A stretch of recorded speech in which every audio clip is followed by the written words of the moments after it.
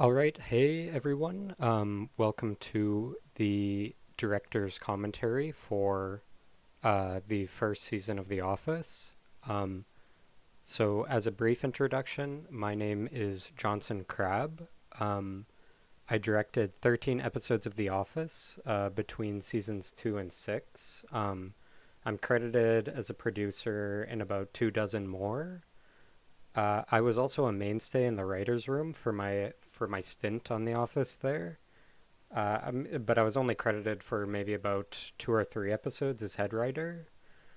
Um, and I didn't work on the first season, but I really loved it. It was pretty much what inspired me to get on the show. So I want to do commentary on specifically the episodes that I directed and wrote or had a major part in producing. But I want to go through the whole show linearly, and the first season is one of my all time favorite seasons of TV. So I'm going to start here, and yeah, I'll try not to pause a lot, but I guess we should just get into it. Here is my commentary on the first episode of The Office. So let's just press play here. Yeah, so this is an interesting shot here. So as you can see, basically what they did for the title sequence is they just went around Scranton and filmed various shots and yeah, just compiled them into one big title sequence basically. So here we have a sign. This is Mulberry Street, as you can see. Um, we have the showcase at the Icebox, so it's obviously some kind of event is going on here. No turn on red, so basically the light is red at the moment, so probably maybe no right turns are allowed. I mean, typically you can't turn left when it's a red light, regardless of if there's a sign to indicate that you can't do it. But so yeah, that's a little interesting. Obviously, some area of Scranton here I'm not super familiar with all the areas of Scranton, but this is one. So yeah, just briefly, let's move on here. Right, as you can see, Scranton welcomes you, embracing R. This kind of looks like a G, like Gur, but it's R. People, our traditions, in our future or failure or something like that. But yeah, basically, long story short, Scranton welcomes you, and we are welcomed to watch the show. So it's very good. It's very good indication of things to come, essentially. So we are welcomed, and we are welcome to the show.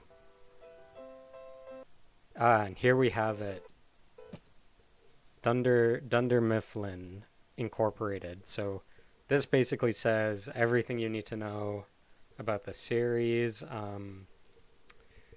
Paper company Dunder Mifflin is obviously the name, right? This is clearly where they accept deliveries, so it's some area by the warehouse.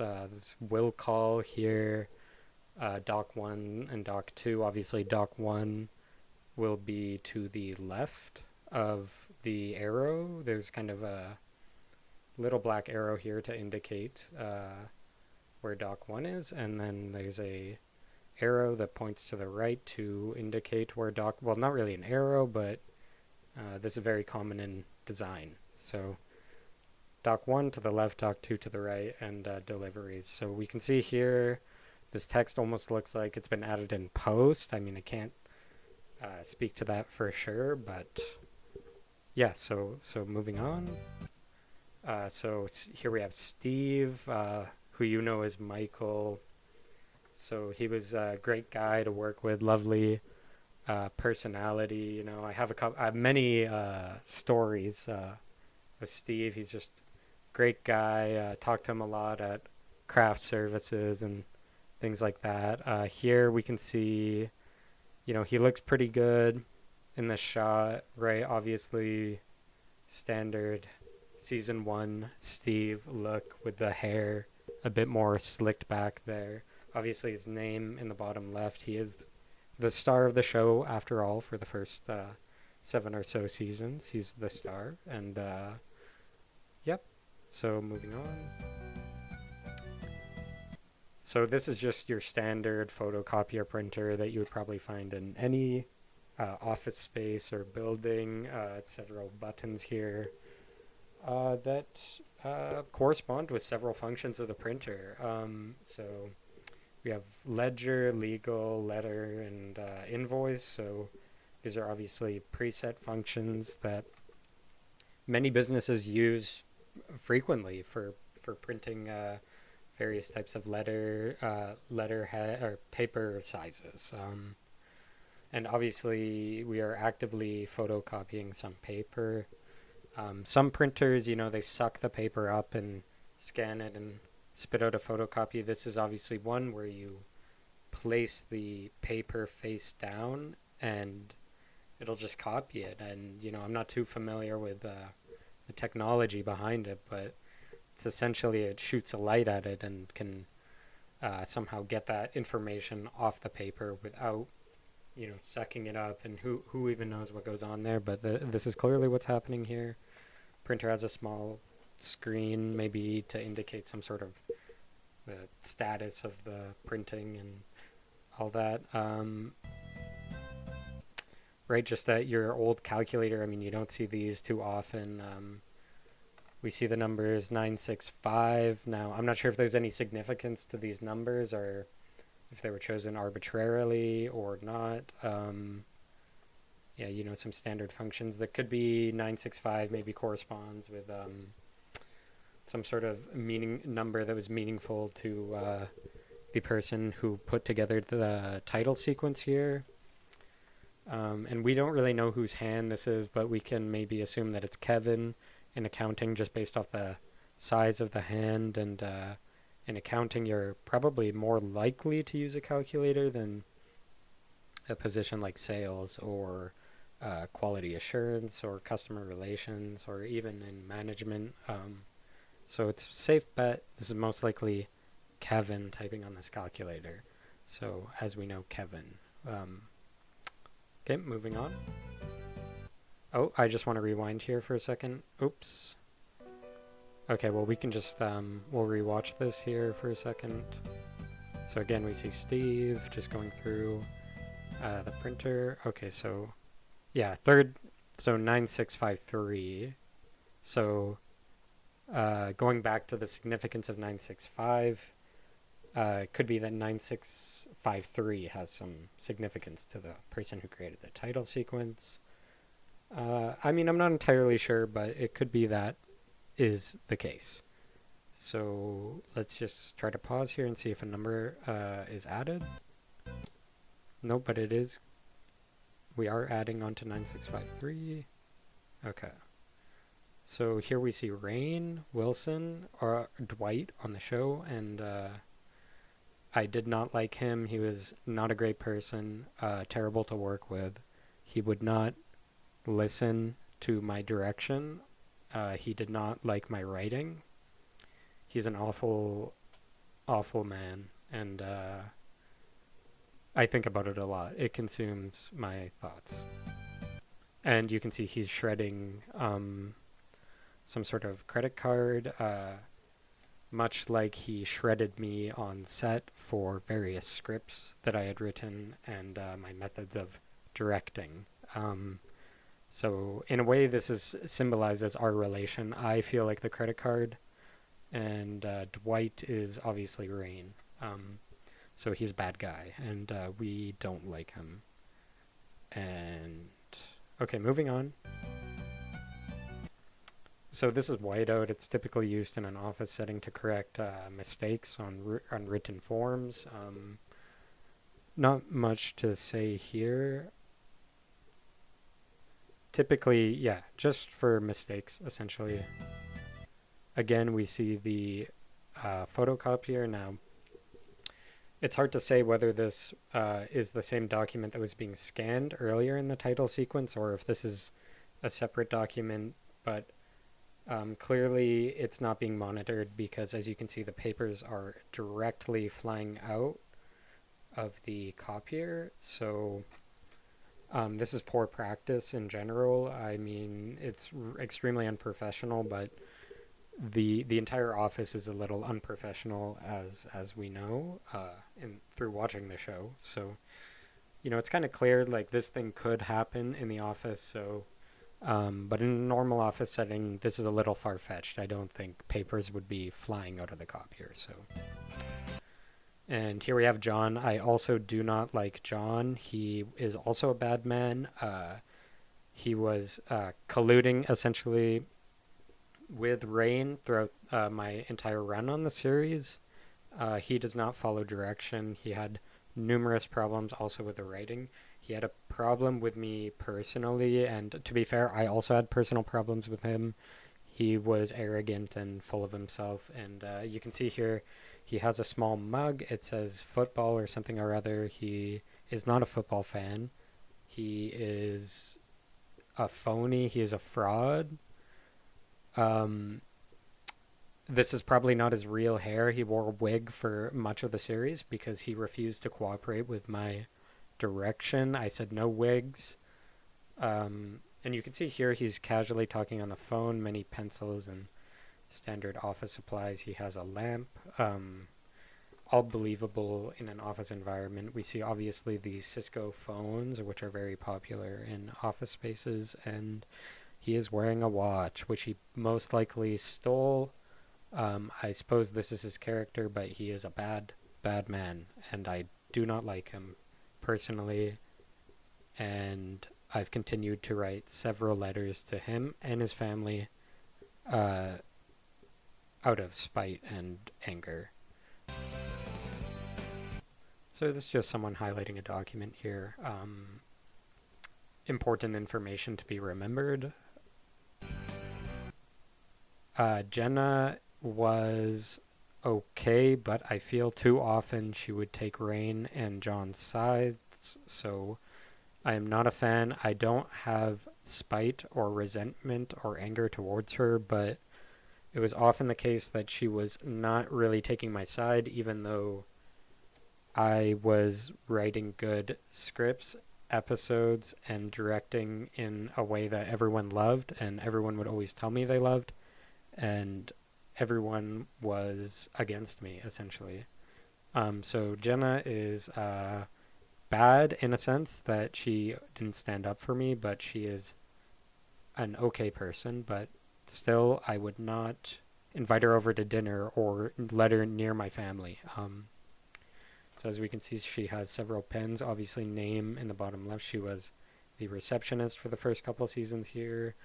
Some treats. Oftentimes, receptionists keep treats on their desk to entice people to come over and eat them. And she has a computer with some document. And so this is finding time together here in the background. Some sort of green poster of some kind, and she's just sitting down doing her job. Water cooler, again, these are maybe a relic of the past, a little wasteful with the disposable cups. I'm sure you will still find them in many office environments, but probably not the most eco-friendly solution to drinking water. It's much easier or better for the environment if everyone brings their own water bottle to work. And just some coats. So later in the season, this water cooler will become a central point of an episode. Dwight will move it by his desk, and it plays a major role. So there is some significance here when we're looking at the water cooler. So you've heard the old expression, water cooler conversations. Gossip takes place around the water cooler here. And it's a kind of a staple of an office environment. So we're going to move on here. BJ Novak, obviously, he was also a writer on the show. I did butt heads with him a lot. He a lot of pushback on a lot of my ideas. He's not a great guy. He's not awesome. I don't really like him. He's smug and arrogant, and Yeah, he's not a great guy, and he would take credit for ideas I had, and I was actually supposed to play this role initially. Um, well, not this role exactly. I wasn't in on season one yet, but I was supposed to, as his character shifted, I was supposed to take a similar role, to be this kind of,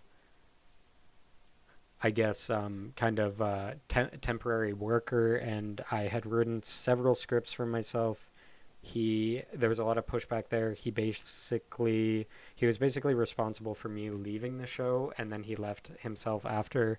So again, we don't like BJ. He is not a good guy. And here you can see Ryan, his character, is just talking on the phone, conducting business, and we see some of our favorite characters and some of the people I actually like in the background. Again, just your standard Cisco phone and a lamp and some small little figurines here. The lamp potentially to illuminate documents if you need a little more light. Again, Rain, whom I hate, and I can barely honestly stand to look at him. Here's BJ again, and we hate him, and he's sitting over here probably trying to be cool, and he's arrogant, and he just is a people pleaser and shuts down good ideas. Yeah, basically, you know, two of the worst people I've ever met in my life in one image. And here's Steve again. I like Steve. He's a nice guy. Lots of stories there. And he is holding a figurine, which we know is the Dundies, and we all love the Dundee episodes. And here we see the coveted Dundee that you can win by essentially being a good employee or being present at the company. They were very liberal in how they awarded these, and typically it was more of a participation trophy as opposed to an actual award. And here we just see two men, potentially women, sitting. One is sitting at a table and one is holding a briefcase. Yeah, and the significance of this is kind of office person and someone relaxing. So maybe it's a multi-use building where there are many purposes to the building. And now we see the title of the show, obviously, The Office. And of course, you know, it was adapted from the UK version of The Office. The creators of which are also not great people. They're very mean, and they had very mean things to say about me. But this will be the topic of a later episode. Obviously, Ricky Gervais makes an appearance, and he is a bad, bad man. And I have personally assaulted him. And okay, moving on. All right, Jim, your quarterly. Okay, so here in this scene, basically, you know, we've kind of established that this is an office. Here's a computer screen at the right and printer at the left. Printer photocopier. Most likely the same from the opening sequence. Similar printer. Yeah, so it's good. It should be able to print. You know, these are obviously trays where we load paper and stuff like that into the photocopier to be used to copy documents and print potentially even new creations, files sent from computers to be printed or put on a USB stick of some kind and plugged directly into the printer and to be printed for use in an office environment, you know. These look very good. How are things going? So this is a close-up shot of Steve Carell. He has nice, almost green, bluish eyes. Very interesting color. As we can see, this is his. It's very close-up, very detailed. He has two nostrils. I mean, obviously two nostrils, but yeah, nice facial features. Very nice man. You can see here he's got fine face. Going at the library. Oh, I told you. He looks slightly dehydrated in the lips. Potentially he could drink some more water. Throughout the entire show, seldom do we see Michael drink water. So I'm not sure if this was the director kind of saying, this character, he doesn't like to hydrate, like we want to indicate this visually, so let's add a slight tinge of dryness to his lips just to kind of as some visual storytelling here. Um, Most likely that's what they were doing here with this shot, and that's why they got in so close to focus on his lips. Close it, so. So you've come to the master. Obviously, here in this scene, Jim is asking his boss for some kind of help. For guidance.